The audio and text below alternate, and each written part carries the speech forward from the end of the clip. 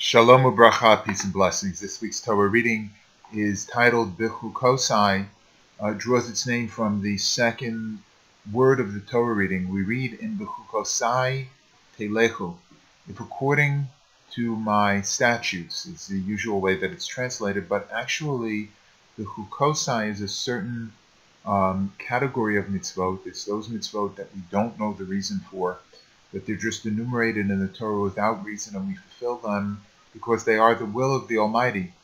Kach tziva habarei olam. This is what the Almighty has created, has commanded. The Creator of the world has commanded. So we're told in Bechukosai telechu, if you walk in the way of my chukim, ve'es mitzvosai tishmaru, and you will observe my mitzvot, my commandments, v'asisam osam, and you will do them. V'nasati gishmechem b'itam, I will give you rain in its time. V'nasata ha'aretz yivula, and the land will bring forth its produce. V'eitz hasoda yitem pirya, and the trees of the field will give their fruit. The Torah reading goes on to explain to us that if we in fact observe the ethical and moral mandates of the Torah, we will experience significant blessings, and then warns us that if we don't observe the mitzvot, if we don't observe the commandments, that we will experience significant curses. And the curses are enumerated, 49 curses.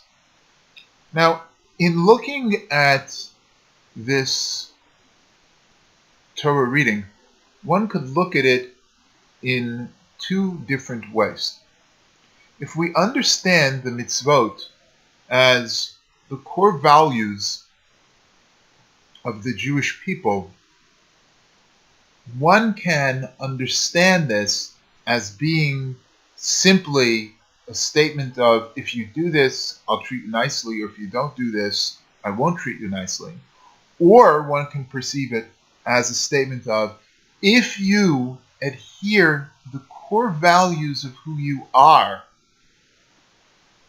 you will obtain the blessings that are a result of attaching yourself to those core values.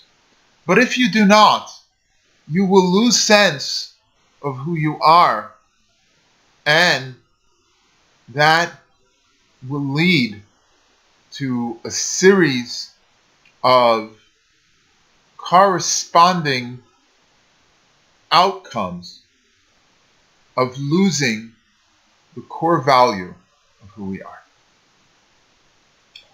This statement that was made in antiquity, this promise that was made in antiquity, very much is alive today, and I believe is relevant to the United States of America at this very moment.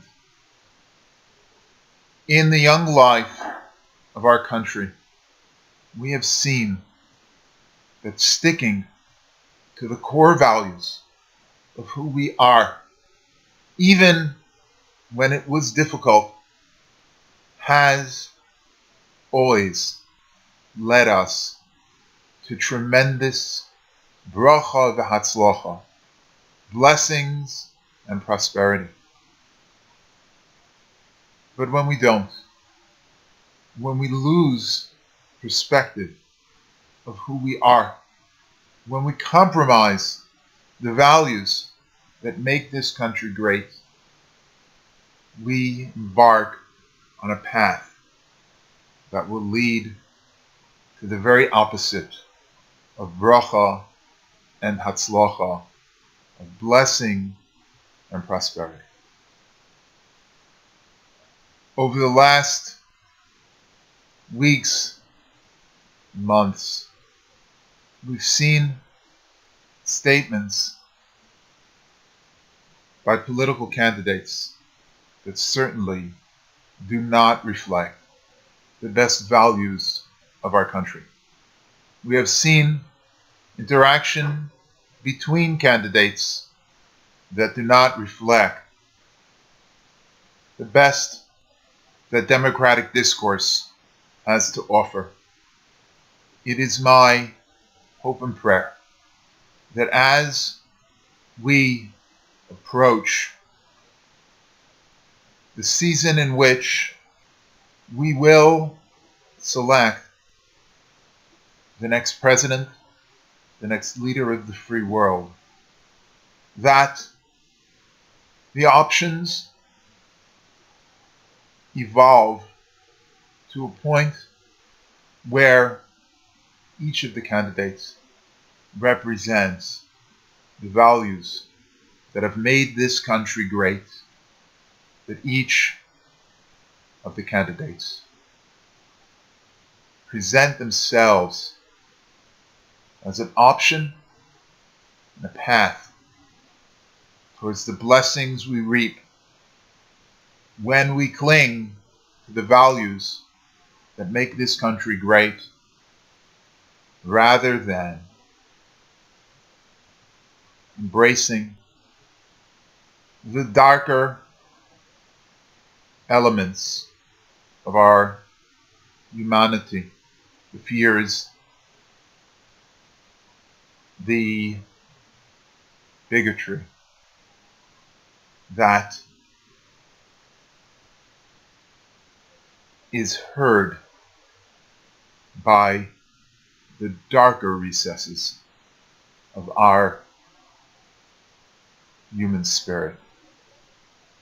May we be blessed with the opportunity to make a choice that will make this country great. Shabbat Shalom.